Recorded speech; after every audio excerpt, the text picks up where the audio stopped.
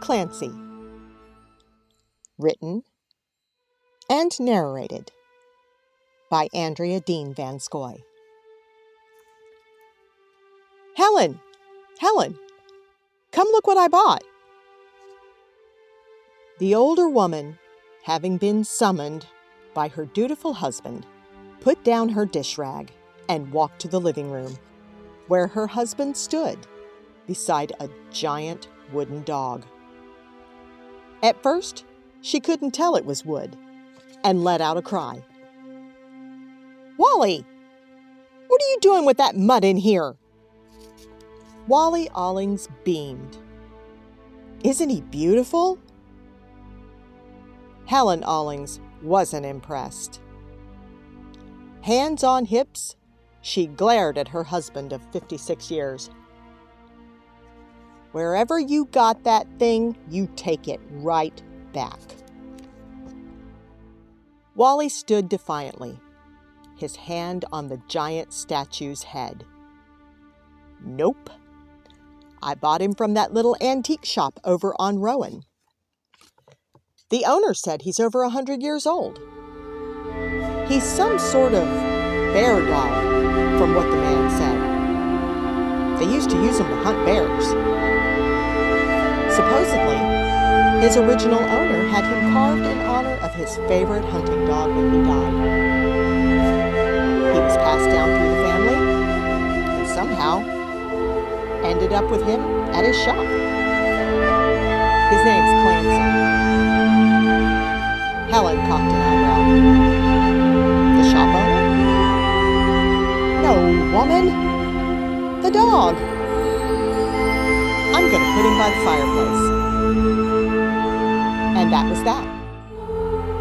Every day, Wally Allings would get up and pat Clancy's huge head. "Boy, you sure look lifelike. Somebody was a real fool to part with you." As time went on, even Wally's poker buddies patted the intricately carved dog. "He sure does look real, Wall," Edgar Leland quipped. "Can you imagine how long that boy took to carve?" Joe Abbott mused. "If you ever decide you don't want him anymore, Wall." Wally put his hand up. "No, sorry, Ed. My boy's not going anywhere." A few months passed, and even Helen had softened to Clancy a bit. "I know I gave you a hard time at first, boy, but you've really grown on me. Don't sit too close to the fireplace. You'll singe your fur." She chuckled as she patted his head and headed upstairs. During the night, Wally and Helen were awakened to the sound of glass crashing. Wally grabbed his shotgun and headed downstairs while Helen called 911. Wally was halfway down the stairs when he heard a blood-curdling scream and someone yelling. He saw a figure, half run, half stagger out the door, leaving a large pool of blood and a trail of large droplets in his wake.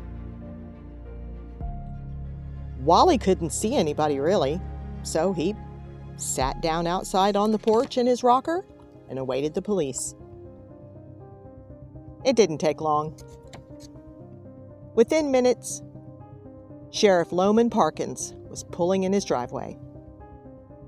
"Wall, you and Helen okay?"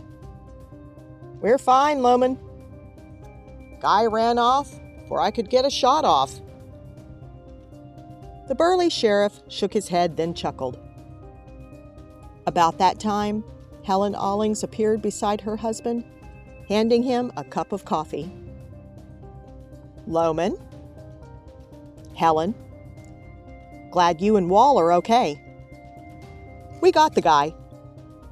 He's screaming his fool head off about some giant dog that came after him."